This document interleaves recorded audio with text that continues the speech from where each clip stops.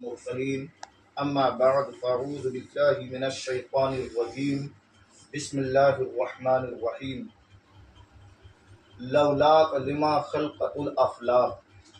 صدق الله المولانا العظيم وصدق رسوله النبي الأمين المتين المبين الكريم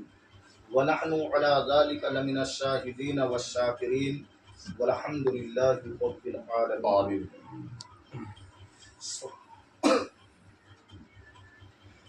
لائق صد احترام بزرگوں، اسلام کی خواتین، نیک ترین عزت مآب، با وقار با شعور ماں اور بہنوں، ملت کے نوجوانوں، امت کے نونہالوں، بالخصوص حافظ غفران صاحب، صوفی راحت صاحب، زید ندیم صاحب، حافظ محمد سلمان رضا صاحب اور تمامی اہل محلہ، السلام علیکم ورحمۃ اللہ وبرکاتہ۔ حضرات، میں نے خطبے کے بعد جس حدیث پاک کی تلاوت کرنے کا شرف حاصل کیا ہے، لولاک لما خلقت الافلاک، یہ حدیث پاک مواہب اللدنیہ کی ہے۔ آئیے اس کا ترجمہ بیان کرنے سے قبل اور بہتر و مناسب سمجھتا ہوں کہ ہم تمامی حضرات اپنے آقا نامدار، مدینے کے تاجدار، دونوں عالم کے مالک و مختار، ہم غریبوں کے غم گسار، حضور تاجدار مدینہ، راحت قلب و سینہ، فیض گنجینہ، باعث نزول سکینہ، صاحب معطر پسینہ، گرتوں کو اٹھانے والے، دودھوں کو پلانے والے، کنکریوں سے کلمہ پڑھانے والے، سورج کے پلٹانے والے، بروز محشر ہم گناہ گاروں کی شفاعت فرمانے والے، گنبد خضرا میں آرام فرمانے والے، مالک بحر و بر، دونوں عالم کے سرور، امت کے رہبر، صاحب انا اعطیناک الکوثر، جناب احمد مجتبی محمد مصطفیٰ صلی اللہ تعالی علیہ وآلہ وسلم کی بارگاہ ناز میں ایک مرتبہ عقیدت و محبت کے ساتھ درود پاک کا نذرانہ پیش کریں اور پڑھیں اللہم صلی علی سیدنا و سیدنا و حبیبنا و حبیبنا مولانا ملجانا محمد وآلہ و اصحابہ وبارک وسلم صلو علیہ وسلم علیک یا رسول اللہ صلی اللہ تعالی علیہ وآلہ وسلم۔ حضرات، یہ ربیع النور شریف کا مہینہ ہے اور یہ بہت ہی بابرکت مہینہ ہے۔ ہمارے قاری خوش الحان، حافظ ذیشان الحاج محمد غفران رضا صاحب نے تلاوت کلام پاک سورہ بقرہ کی یہاں تلاوت کیا۔ حضرات، یہ وہ عظمت والی کتاب ہے، یہ وہ برکت والی کتاب ہے جو ہمیں نبی کے صدقے میں ملی ہے۔ اللہ تبارک و تعالی اس کتاب سے بڑی محبت فرماتا ہے۔ حالانکہ آسمانی کتابیں 104 ہیں، جس میں 100 صحیفے ہیں، 4 بڑی کتابیں ہیں، تورات، زبور، انجیل اور قرآن مجید، لیکن ان 3 کتابوں کے ماننے والوں نے اس میں رد و بدل کر دیا اور اس میں ملاوٹ کر کے اس کتاب کو ختم کر دیا۔ لیکن الحمدللہ جب ہمارے نبی کی عظمت کی بات آئی تو اللہ تبارک و تعالیٰ نے اس کتاب کی ذمہ داری لے لیا کہ اس کے محفوظ کرنے والے ہم ہیں اور اس کی بڑی برکتیں ہیں۔ اللہ تبارک و تعالیٰ ارشاد فرماتا ہے کہ جس مقام پر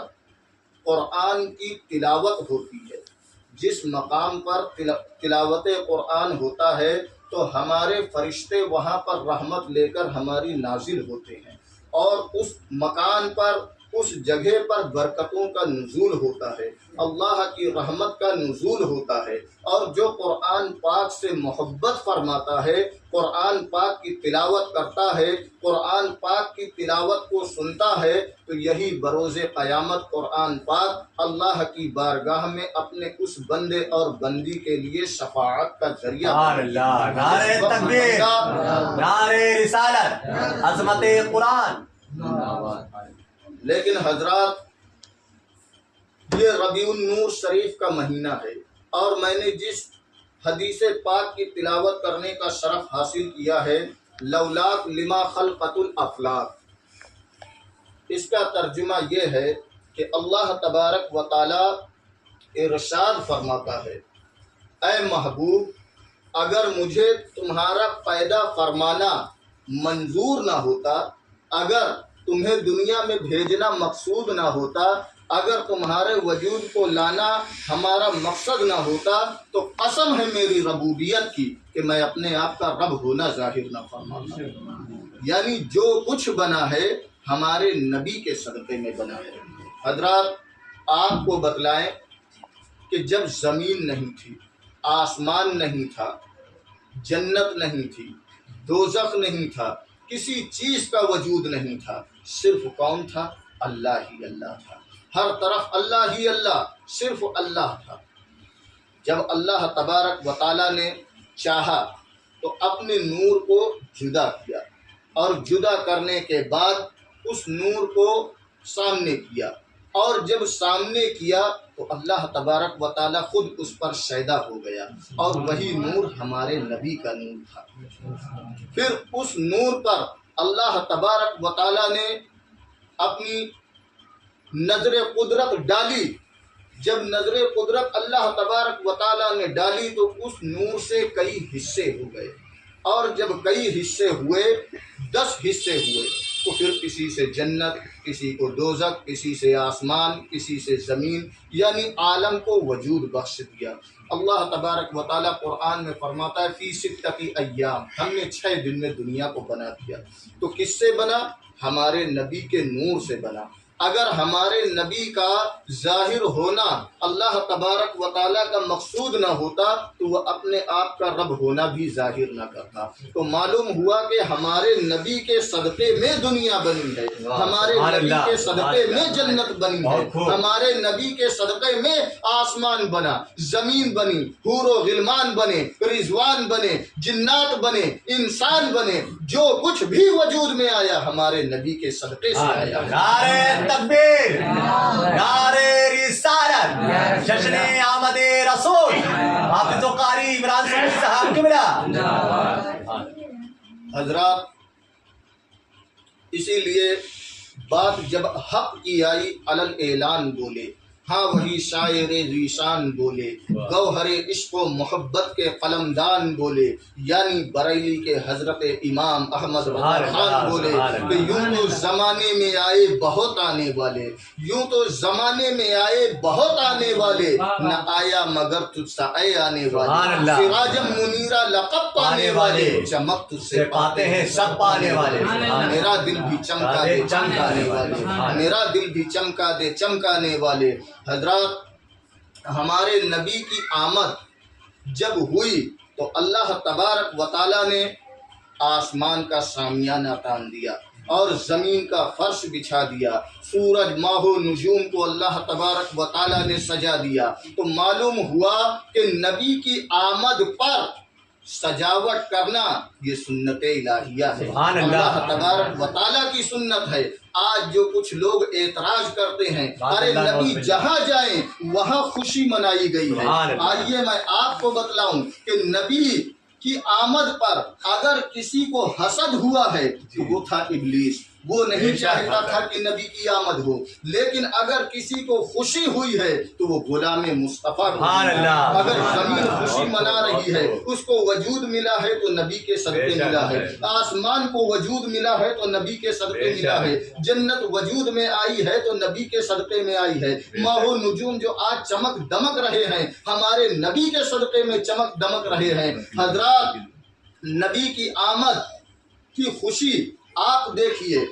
کہ جب نبی کریم صلی اللہ علیہ وسلم کی آمد سے پہلے اس عالم کا کیا عالم تھا، یہ دنیا کا کیا عالم تھا۔ بیواؤں کو کبھی عزت نہیں دی جاتی تھی، یتیموں پر کبھی شفقت نہیں کیا جاتا تھا، کمزوروں پر کبھی رحم نہیں کیا جاتا تھا۔ عرب کی تاریخیں اٹھا کر آپ دیکھ لیجئے کہ جب کوئی عورت بیوہ ہو جایا کرتی تھی تو معلوم ہے اس کا کیا حشر ہوا کرتا تھا، اس کو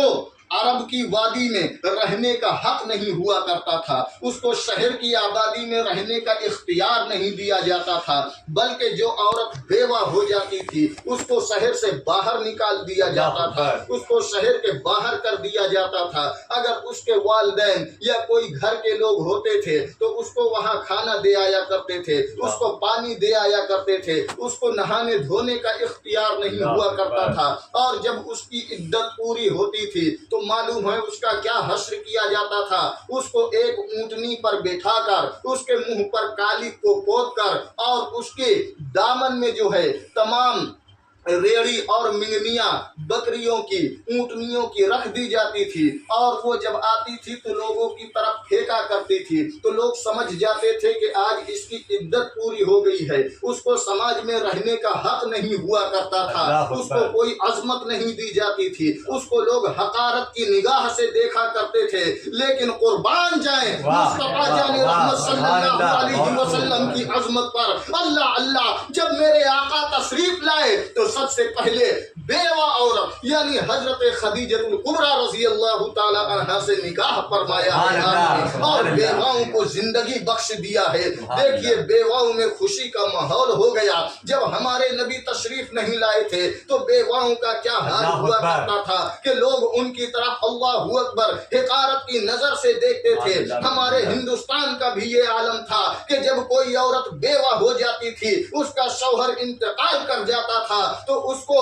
اسی چتا پر لٹا کر جلا دیا جاتا تھا، ان کو شقی کر دیا جاتا تھا۔ قربان جاؤ اپنے نبی کی عظمت پر کہ آج جو ہندوؤں میں بھی غیر مسلموں میں بھی عورتوں کو عزت بخشی گئی ہے وہ ہمارے نبی کے صدقے سے، آج انہیں شقی پرتھا سے جو بچایا گیا ہے۔ یہ آنے والے ٹیپو سلطان جو تھے ہندوستان کے اندر ہمارے نبی کی عظمت کا جھنڈا لہراتے ہوئے انہوں نے اس قانون کو ختم کرایا ہے، انہوں نے اس چیز کو روکا ہے۔ تو حضرات جب کوئی غریب ہوتا تھا تو اس کو حقارت کی نگاہ سے دیکھا جاتا تھا، اسے کوئی عظمت نہیں دی جاتی تھی۔ جب کوئی بچی پیدا ہوتی تھی تو اس کو زندہ دفن کر دیا جاتا تھا۔ شراب خوری عام ہو چکی تھی، دنیا جو ہے خدا کو بھول چکی تھی اور 360 بتوں کے آگے اپنے سروں کو جھکا رہی تھی۔ ضرورت تھی کہ اس پیشانی کو بلندی عطا کیا جائے، ضروری تھا کہ اس سر کو عظمت عطا کیا جائے۔ اللہ تبارک و تعالیٰ نے انسان کو اشرف المخلوق بنایا ہے،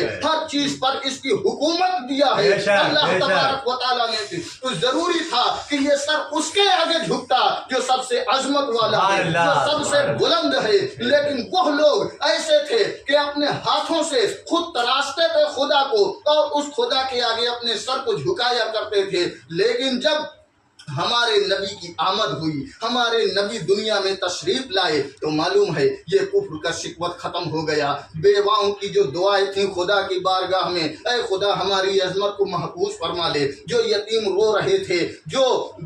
زندہ درگور کر دی جاتی تھیں، بچیاں دفن کر دی جاتی تھیں، ان کی دعائیں رنگ لائیں اور اس دنیا میں ہمارے نبی کریم صلی اللہ علیہ وسلم تشریف لائے۔ ہمارے نبی کریم صلی اللہ علیہ وسلم تشریف کب لائے ہیں؟ انگریزی تاریخ کے حساب سے 20 اپریل تھا،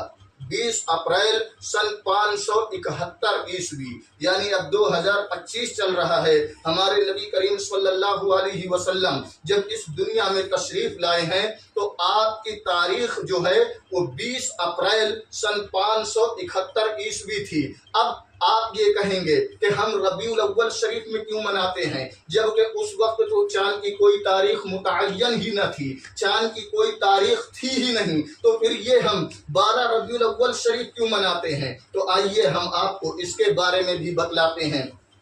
اصل میں بات یہ ہے کہ جس پر علماء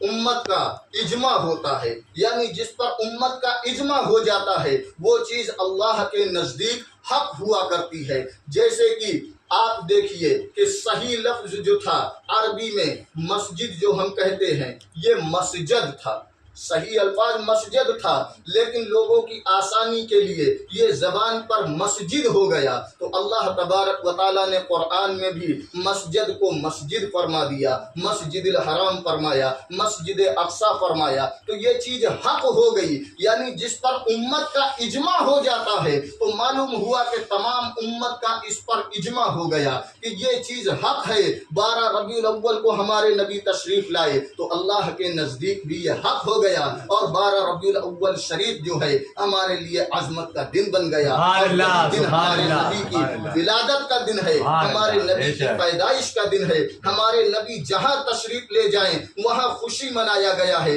اور خوشی صرف اس نے نہیں منایا جو نبی سے بغض رکھتا ہو، حسد رکھتا ہو۔ آئیے آپ کو بتلائیں ہمارے نبی مکہ شریف میں کتنے سال رہے؟ 53 برس رہے، اور 53 برس کے بعد جب آپ مدینہ شریف تشریف لے گئے تو وہی مدینہ، اس کا نام پہلے یثرب تھا اور گندگی کی جگہ کہا جاتا تھا، بری جگہ کہی جاتی تھی، لیکن جب ہمارے نبی تشریف لے گئے تو اب اس کو یثرب نہیں مدینہ کہا جانے لگا ہے، مدینہ منورہ کہا جانے لگا ہے، روشن شہر کہا جانے لگا ہے۔ کس کے صدقے سے؟ ہمارے نبی کے صدقے سے۔ اور جب ہمارے نبی مکہ سے مدینہ تشریف لے گئے ہیں تو معلوم ہے مدینہ والے مرحبا مرحبا یا رسول اللہ نعرے لگا رہے تھے، چھوٹی چھوٹی بچیاں اپنے ہاتھوں میں دف لے کر خوشی منا رہی تھیں اور گانا گا رہی تھیں، طلع البدر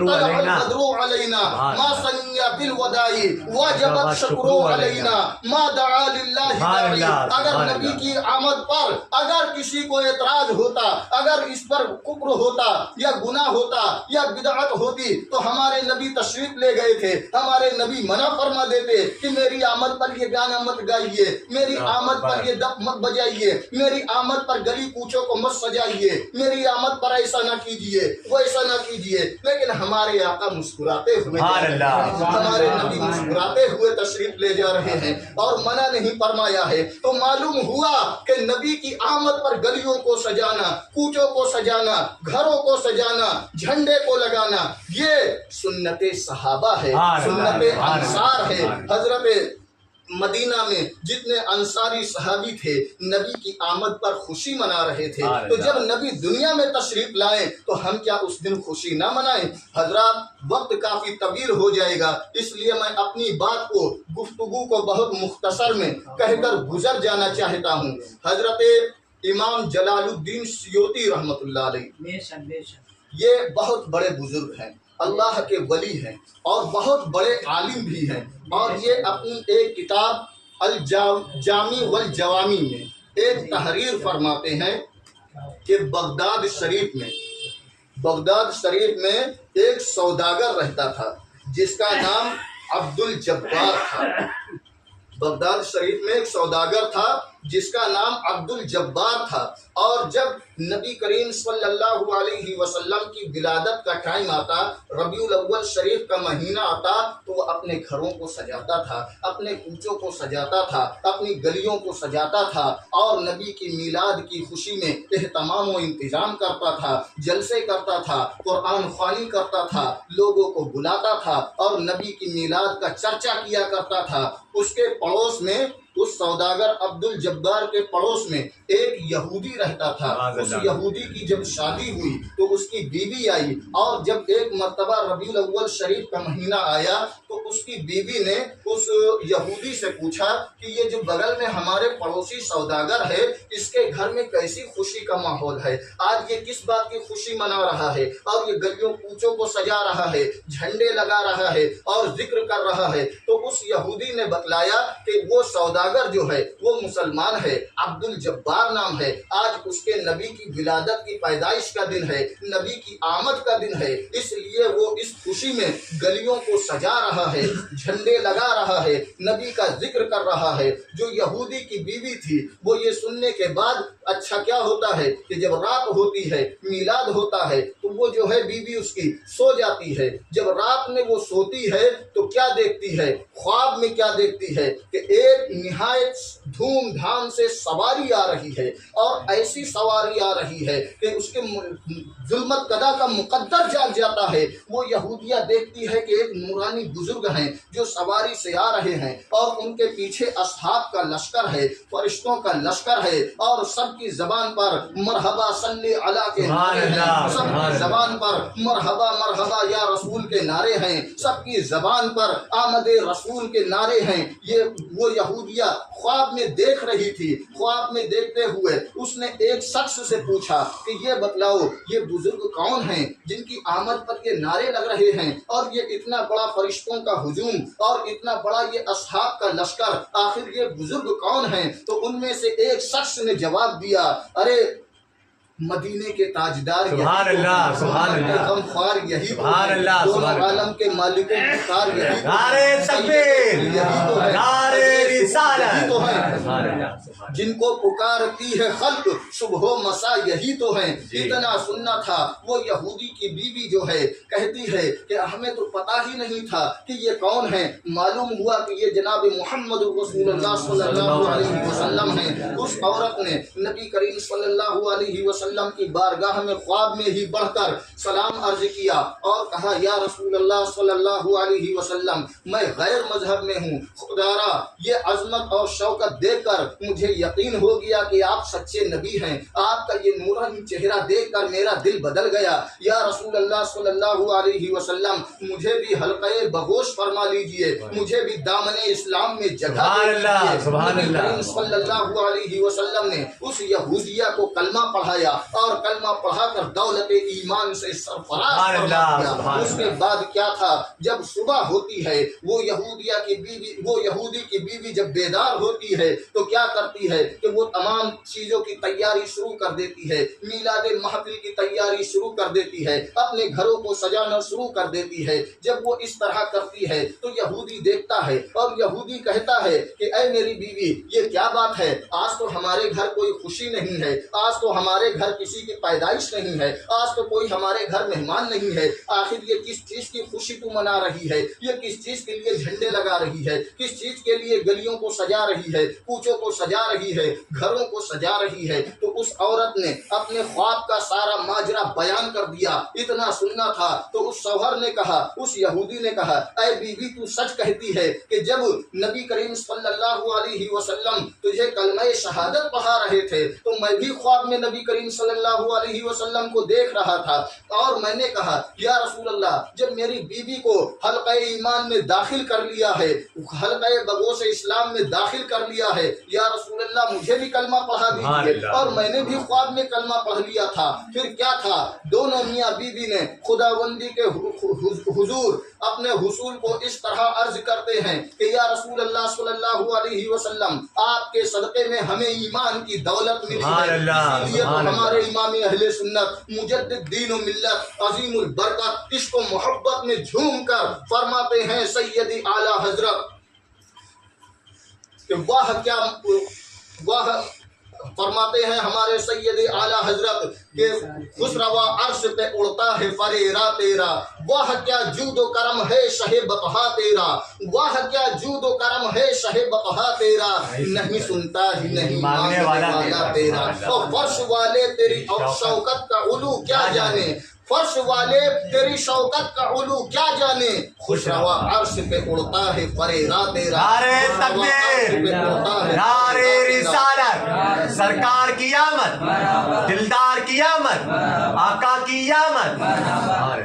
आज जो कहते हैं कि नबी की मीलाद मनाने से क्या फायदा है, अरे देखिए ये नबी की मीलाद मनाने की बरकत थी कि वो यहूदिया दौलत ईमान से सरफराज हो जाती है, यहूदी ईमान ले आता है। तो जब एक यहूदी होकर अगर नबी की अजमत पर मनाए, मीलाद की खुशी में सो जाए तो उसको दौलत ईमान हासिल हो जाती है। तो क्या हम गुलामाने मुस्तफ़ा नबी का मीलाद मनाएं तो क्या सवाब से महरूम हो सकते हैं? हरगिज़ नहीं हो सकते हैं। हजरात आइए अब आपको एक रिवायत और बयान करके मैं अपनी गुफ्तगू को पाये तकमील तक पहुँचाऊँ। हजरात आपने अबू लहब का नाम सुना होगा। जी जी जी जी। और हम सूरह तब्बत यदा की तिलावत भी करते हैं। ये ہمارے نبی کریم صلی اللہ علیہ وسلم کا بہت بڑا دشمن تھا، اور رشتے میں ہمارے نبی کا چچا بھی تھا، ہمارے نبی کا رشتے میں چچا بھی تھا اور بہت بڑا دشمن بھی تھا، اور جس کے کفر کا اعلان، کافر ہونے کا اعلان قرآن نے کر دیا کہ اگر اس کے کوئی کفر میں بھی شک کر لے تو کافر ہو جائے گا، کیونکہ اس کا اعلان قرآن نے کر دیا۔ سورہ تبت یدا پوری اللہ نے نازل فرما دیا۔ لیکن معلوم ہے حضرات کہ ایک مرتبہ حضرت عباس رضی اللہ تعالی عنہ، جو نبی کریم صلی اللہ علیہ وسلم کے دوسرے چچا ہیں، خواب میں ابو لہب کو دیکھتے ہیں مرنے کے بعد۔ ابو لہب کو مرنے کے بعد خواب میں دیکھتے ہیں اور پوچھتے ہیں کہ بتلا تیرا کیا حال ہے؟ تو ابو لہب نے کہا کہ جب سے میں مرا ہوں، جب سے میں انتقال کیا ہوں، طرح طرح کے عذابوں میں مبتلا رہتا ہوں، طرح طرح کے عذاب مجھ پر ہوتے رہتے ہیں، لیکن پیر کے دن، سوموار کے دن، جس دن نبی کی آمد ہوئی تھی، پیدائش ہوئی تھی، اس دن میرے عذاب میں تھوڑی کمی کر دی جاتی ہے۔ اس دن کیا ہوتا ہے کہ جب میں اپنی اس انگلی کو اپنے منہ میں ڈالتا ہوں تو اس سے مجھے پانی کا چشمہ مل جاتا ہے، میں پانی پی لیتا ہوں، باقی دن مجھ پر عذابوں کا سیلاب لگا رہتا ہے۔ تو پوچھا حضرت عباس رضی اللہ تعالی عنہ نے کہ اے ابو لہب، یہ بتلا کہ آخر تو نبی کا دشمن تھا اور تجھ پر اللہ نے طرح طرح کے عذاب نازل کر دیے، لیکن کیا وجہ ہے کہ تجھ پر سوموار کے دن عذاب میں کمی ہو جاتی ہے؟ تو ابو لہب نے کہا کہ بات یہ ہے کہ جب ہمارے بھائی عبداللہ رضی اللہ تعالی عنہ کی بیوی حضرت آمنہ رضی اللہ تعالی عنہا کے یہاں ایک بیٹا پیدا ہوا، تو وہ اس خوشی کے لیے میری ایک لونڈی تھی جس کا نام سویبہ تھا، وہ وہاں پر گئی، اور آنے کے بعد اس نے مجھے یہ خوشخبری دیا کہ تمہارے بھائی کے یہاں بیٹا پیدا ہوا ہے۔ کہا تمہارے بھائی کے یہاں بیٹا پیدا ہوا ہے، تو میں نے کہا کہ بیٹا پیدا ہوا ہے، یہ سننے کے بعد، اور وہ ہمارے نبی کی آمد تھی، پتہ ہے ہمارے نبی کی آمد پر جب اس خوشخبری کو جا کر شعیبہ نے ابو لہب کو سنایا تو یہ غلام تھی ابو لہب کی، اور ابو لہب نے انگلی کے اشارے سے اس لونڈی سویبہ کو آزاد کر دیا کہ تو نے یہ مجھے خوشخبری سنائی ہے کہ میرے بھائی کے یہاں بیٹا پیدا ہوا ہے، جا میں نے تجھے آزاد کر دیا۔ انگلی کے اشارے سے آزاد کر دیا تھا، صرف نبی کی آمد پر میں نے آزاد کر دیا تھا۔ اس وجہ سے اللہ تبارک و تعالیٰ نے مجھے اس دن، پیر کے دن یعنی سوموار کے دن، یہ عظمت بخشی ہے کہ میں جب اس انگلی کو اپنے منہ میں لگاتا ہوں تو پانی کا سبحان اللہ، سبحان اللہ۔ تو حضرات جب نبی کی آمد پر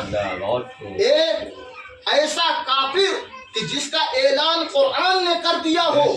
جس کا اعلان ہر صحابی نے کیا ہو، جس کو آج بھی ہم نمازوں میں پڑھتے ہیں، تراویح میں پڑھتے ہیں، قرآن کی تلاوت کرتے ہیں، تبت یدا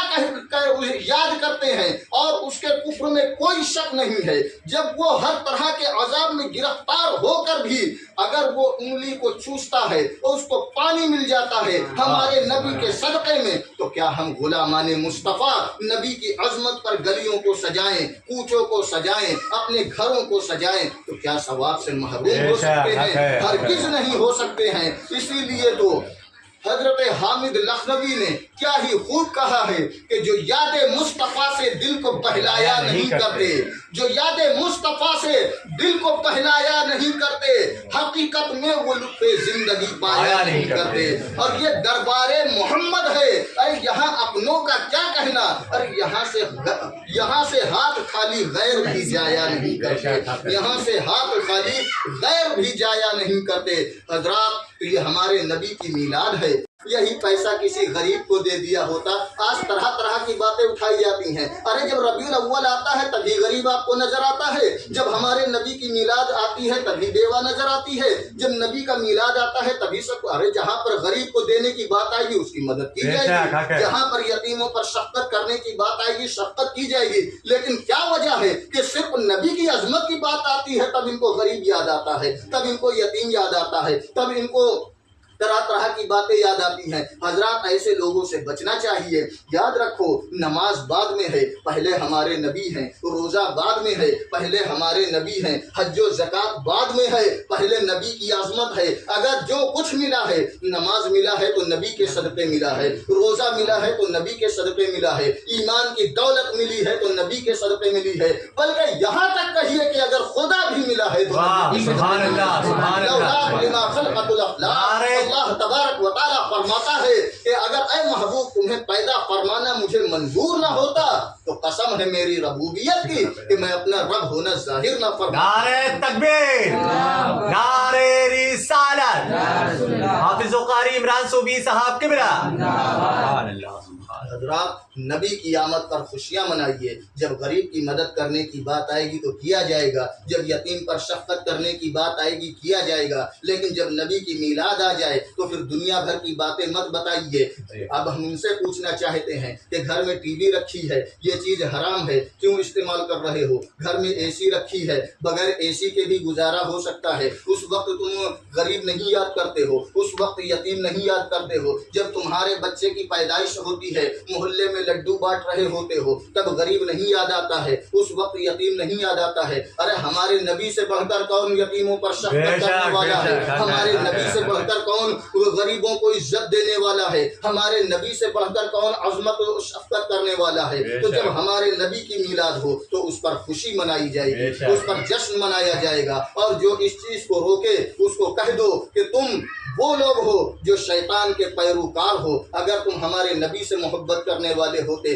तो सिद्दीक़ अकबर के नक्शे कदम पर चल रहे होते, उमर फारूक आजम के नक्शे कदम पर चल रहे होते, उस्मान गनी के नक्शे कदम पर चल रहे होते, गौसे आजम के नक्शे कदम पर चल रहे होते, हजरत इमाम जलालुद्दीन सियोती के नक्शे कदम पर चल रहे होते और नबी की अजमत के कायल होते और नबी के लिए आप अपने तन मन धन को कुर्बान कर रहे होते। इसलिए कि जब नबी की आमद हो तो सिर्फ नबी के आमद की खुशी मनाई जाए। इसी के सदक़े हमें दुनिया भी कामयाब होगी और हमारी आखिरत भी कामयाब होगी। मुख्तसर बात में ये है कि नबी दुनिया में तशरीफ लाए तो दुनिया में हमको इज्जत बख्शी गई, अजमत बख्शी गई। नबी अगर कब्र में तशरीफ ले आएंगे तो याद रखो तुम्हारी कब्र की भी मंजिल आसान हो जाएगी। अगर नबी मैदान महशर में तशरीफ लाएंगे तो नबी के आमद की वजह से तुम गुनहगारों की शफाअत करने वाला कोई और नहीं हमारे नबी होंगे। तो मालूम हुआ कि किसी शायर ने क्या ही खूब कहा है कि देख कर शाफ़ई महशर को तरफदारों में,